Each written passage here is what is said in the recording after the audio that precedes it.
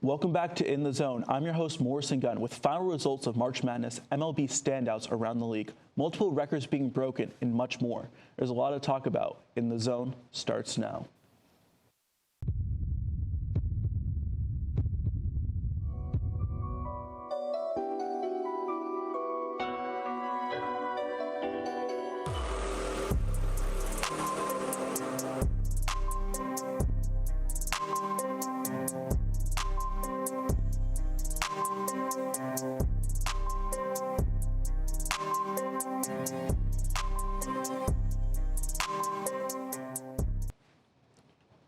Joining me on desk this week is Chun and Gehrig Milbrandt. Just like that, March Madness is officially over. But before we dive into the national championships, the Final Four matchups that led to the championship deserve their own flowers, with all four #1 seeds blessing fans with tightly contested, high-scoring games, with two comeback victories from Florida and Houston.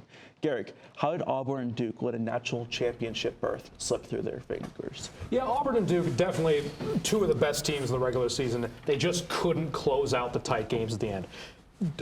Florida and Houston just wanted it more.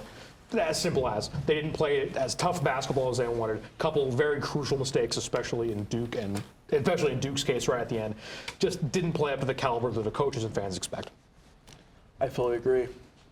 Yeah, no, I was seeing the same things too. I mean, you're watching those games. First of all, I think regardless of who you're a fan of, you got what you're looking for most. So you got really tight games between some of the top teams in that tournament. I mean, that's all you can really ask for, but I agree. No, we saw a lot of really costly mistakes, and it was kind of ironic that Houston ended up kind of falling to the same, kind of fell to the same issues that their opponents did with the mistakes. But not to get ahead of ourselves. That's for later.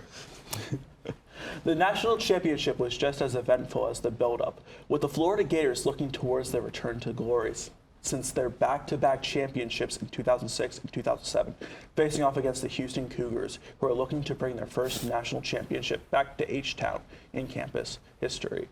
The Houston controlled the game throughout the second half, holding a game-high 12-point lead until the Gators fought their way back to win it. A big headline with this game was Houston's final possession, in which they turned it over in ugly fashion. Aaron, what was your reaction to the final play?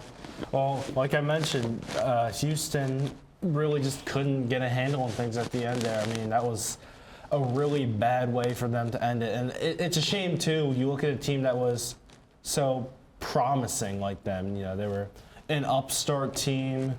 They were really starting to catch fire, you know, as the tournament went on later. But I think in the end, there was a reason that Florida was considered one of the top teams to win the whole thing. And sure enough, we saw that play out. Yeah. And the Florida Gators weren't the only team to be crowned national championships, as the UConn Huskies returned to the top of the women's basketball college world thanks to their dominant performance over the #1 seeded UCLA Bruins and South Carolina Gamecocks, winning by over 30 points in their matchups despite the recent #1 overall pick. Paige Brubaker's being limited, Sarah Strong and Ozzie Fudd upon themselves and helped bring UConn their record-breaking 12th national championship and school victory. Gehrig, did UConn do anything differently in their Final Four? Did we overlook this talented team? No, UConn and women's basketball just go together. They've won the past, 2 now? UConn is just a basketball school, and I do think people really overlook them because in the world of women's college basketball, upsets really aren't that common. And I think a lot of bracket pickers saw that 2 next to the Huskies' name and thought, okay, maybe they're going to get bounced by one of the 1 seeds, Texas, USC, UCLA, or South Carolina. That's what I thought, too. But you can never sleep on a good team like that, and good teams find a way to win, and UConn is a very, very good team. Mm-hmm. Yeah. We now send it over to Kymari Clarke for an update in Marauder Athletics. Kymari? Thanks, Morrison. Millersville Baseball has continued their run of dominance, winning 3 of their 4 games against Bloomsburg this past week. Their strong season has earned them recognition in the National Collegiate Baseball Writers Association Atlantic Region poll, as they knocked Westchester out of the first-place spot. It is the first time this year that they have claimed the #1 spot in the poll. In golf, Timothy Peters nearly won the Alberta Coca-Cola Invitational, having an incredible performance to place him as the runner-up on the men's side. In women's golf, senior Charlie Kirby tied 5th individually, leading to an overall 4th-place finish in the Kutztown Spring Invitational. Meanwhile, women's track and field had a historic week as they took home 11 first-place finishes in the Millersville metrics, scoring 271 points. This set a new record for the school, clearing the previous record of 238 points set in 2023. Junior Sarah Hessler won the PSAC Field Athlete of the Week, hitting a mark on throws of 152-1, putting her 20th in Division II standings and giving Hessler her second NCAA provisional mark. Now we're sending it back to the desk to talk about playoff pushes in the NHL. Morrison? Thanks, Kymari. Over to the ice. The NHL season is entering its last few days, and there are still playoff spots to grab in the East and West. The Eastern Conference wildcard race is down to the Montreal Canadiens and Columbus Blue Jackets. Out in the West, the Minnesota Wild look to be locked in, so the race is still between the St. Louis Blues and the Calgary Flames. Gehrig, who do you see grabbing the last two playoff spots this week? We're getting into I say this a lot, but this is generally one of my favorite times in the sports calendar. The NHL playoffs are by far the best playoffs going out there. I will die on this hill 100 times over. And there are a lot of interesting playoff clinching scenarios that are going to go on tonight. So the Minnesota Wild, as I said before, are in with a win or even an overtime loss against the Anaheim Ducks tonight. So they're sitting pretty, probably going to be the first wild card spot. St. Louis, they had a historic 12-game win streak, but they've dropped their last three. It's a good competition. They did lose to Seattle on the road, though, which the fans would really like to have that one back. But if they win in regulation against the Utah Hockey Club tonight, they punch their ticket and eliminate the Calgary Flames. Now, Calgary, it's a little more difficult for them. They've been kind of bumping around the corner of the wild card spots. They haven't been able to crack in yet, but they will not go away. They're a tenacious bunch. So Calgary needs a St. Louis loss to Utah and wins against the Pacific Division champions Vegas Golden Knights and a win in Los Angeles against the Kings, which are very, very tough to do. The Kings have the best home ice record this season. It's a little more straightforward in the East tonight. So Montreal, they could have locked up a spot at home against the lowly Chicago Blackhawks last night, but they did lose in a shootout 4-3. Really didn't see that one coming. Yeah. But they have another shot tomorrow against the Carolina Hurricanes, who are sitting most of their starters as their playoff spot is locked in. Should be an easy win for the Canadiens there. But if the Canadiens do lose, Columbus would be in with wins at the Flyers and the New York Islanders, which are very, very doable. So Columbus is down, but they are not out. So personally, I think the standings will stay as they are, with Minnesota taking the first wild card seed in the West, St. Louis taking the second, and Montreal hopefully winning against Carolina because I want my Capitals playing that. What do you think about this? First of all, I have to say, saying the NHL playoffs, very good. Don't know if I call them the best in the sports world. What are you saying is then? Major League Baseball, dude. Okay. Especially with the 3-game wild card series. But anyways, that's we'll talk about that. That's for September and October. Actually focus on what we're talking about here. I do agree with you, Gehrig. I think Calgary does have a tough path. I mean, look, they've been able to kind of keep themselves in the conversation. I think there's just too much stacked up against them this late into the year. I mean, I don't think that's necessarily a bad thing. I think they have a lot to be happy with how the season went, but I don't necessarily see them being able to sneak in. I mean, in the East with the Canadiens and the Blue Jackets, that one is a little bit harder for me. I think that's more of a wild card because, I think either scenario is equally as likely there. No matter what, I'm excited to see how it goes. And we are now a little less than a month into the MLB season, and there have been a lot of surprises. Teams like the Mets and Padres have gotten off to a hot start, while expected contenders like the Astros and Braves have slumped to begin 2025. Early season leaders are filled with stars such as Zach Wheeler, Aaron Judge, Shohei Ohtani. However, there are some surprises as well, such as surging Tigers team and the surprising strong Giants, as well as breakout performance like the Athletics, Tyler Soderstrom, and Angels shortstop Kyron Paris. Aaron, what hot starts or slumps are catching your eye the most early on this year? You, the people watching at home, are more valuable than Alec Boehm has been in 2025. And I love him. I wish he was off to a better start. I think he deserves more credit than he really gets, but man, it has been hard to watch. You are also more valuable than Brandon Marsh as a hitter. And again, another hard to watch, but outside of the Phillies, because I have my own thoughts about them, they need to start hitting with runners in scoring position badly. I mean, I think if we formed a team of MUTV members to go up to bat in place of the Phillies with runners in scoring position, we might get just as many hits as they would. Yeah, we honestly would. That's the sad part. Outside of them, I mean, yeah, there's been some surprises. The Braves and Astros have gone off to pretty slow starts. And I mean, I know the Braves, they're kind of dealing with some injuries to start the year. Spencer Strider, Ronald Acuna, those are tough injuries to come back with. But they're in a division where there really isn't that much room for slack. So, I mean, I understand what the issues are, but also, I know it's only mid-April, but there isn't that much time. One team that I'm really surprised with, the Angels, 9-6 to start the year. I wrote a whole piece on why I think the Angels could be this year's Royals, could be this year's surprise team. And I say that they have a lot of quietly underrated guys. I mean, Kyron Paris wasn't even on my radar. He had such a brutal time in the majors last year.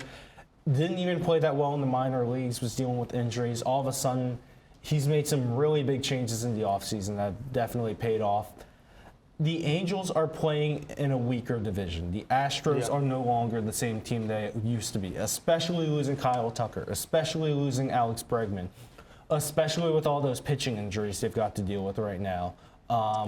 The Athletics are an interesting team, but I still think there's too much in question for them to really be contending right now. The Mariners can't hit a baseball if I asked them to, if I put it on the tee. The Rangers are another team that I think they're interesting, but they still have too many issues with their pitching side. I think the Angels really are they could be a bit of a surprise team. I don't know. That's what I'm thinking. I don't know. Do you think the Angels are going to be our surprise leaders? When we're doing an In the Zone episode in August, there'll be 12 games out of a playoff spot. We'll be fine with that. The Angels are going to be the Angels. Mike Trout will be hurt. But there's a slump I am just cheesed to talk about.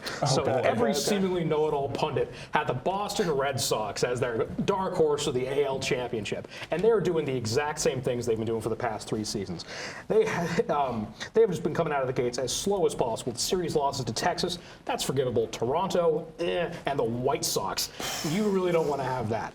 And not to mention a 16-1 demolition at the hands of the Tampa Bay Rays last night. It's still early on in the season. They played 18 games, but they still have a lot of the same problems that have been plaguing them the past couple of years. So, they lead the league in errors right now. They are averaging 1.1 errors per game. You know that classic Red Sox fielding. It's coming back to bite them game in and game out. They have key injuries like Yoshida and Wong, and also their bats have just gone cold. In their 18 games, they have scored 3 or fewer runs in 11 of them. And you think, okay, maybe some teams are good in close games. They're not. They're 2-9 in those games. And you think, okay, maybe some of those games are blowouts. They're not. They're losing by 1 or 2 runs. The pitching has been phenomenal for Boston so far. Just the bats cannot do anything to back those guys up. And hey, hot start, I am also very cheesed to talk about. My Yankees bias is really showing through in this segment. Trent Grisham. I think outside of Yankees talk, no one's really talking about him. He's got a 343 batting average, 714 slug, 1.125 OPS, 4 homers, and 10 RBI so far to start the season. Okay. End of the season, not good numbers, but so far, that's a pretty good start. He's hitting really good clutch at-bats for the Yankees so far. I mean, speaking of your Yankees, Ben Rice had a big spring training. I mean, spring training is one of those times of the year where you're like, all right, I don't want to think too much about spring training. They're facing minor league players, but there are a lot of good signs for him, and he's exploded out the gates. Yeah, Juan Soto, who? We got a better 22. Yeah, Juan Soto, we're all good. We have Ben Rice. We're good, buddy. I think one more thing I'll say about the Red Sox, though, since you mentioned it, they do have reinforcements on the way. Liam Hendricks is coming back from injury. Brian Bello is coming back from injury. Christian Campbell has hit just as well as advertised. I'm really excited for him. They got a couple other young guys waiting in the wings, Marcelo Meyer, Roman Anthony.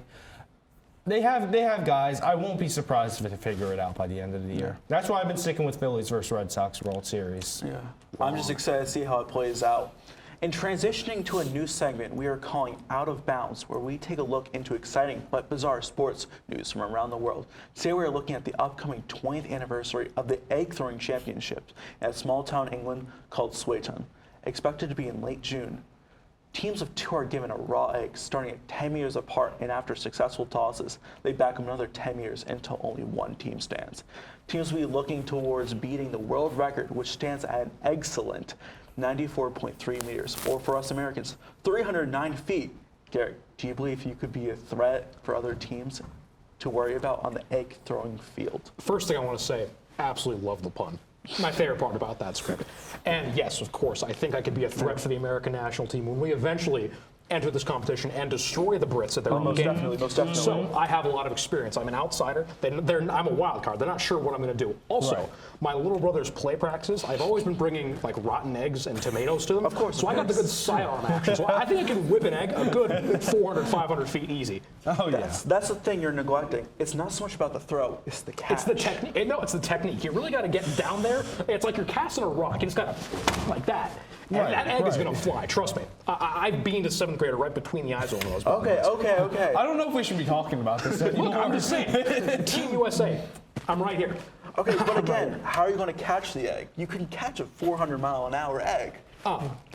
Egg is food with mouth. Okay, but the egg has to survive the throw. That's the challenge. I got graceful teeth. You don't know. You got graceful teeth. I do. Okay. I don't want to hear about this. Do you think you could do better? Do you think you have the graceful teeth to receive I'm the egg? dusting Aaron Chun every day of the week in this competition. Yeah, I guess I could say my teeth aren't that graceful. Okay. God, that was How not a far do you think you sentence. could throw the egg, though? I know. I agree with Gehrig. I think it's easy enough to throw an egg like 300, 400 feet.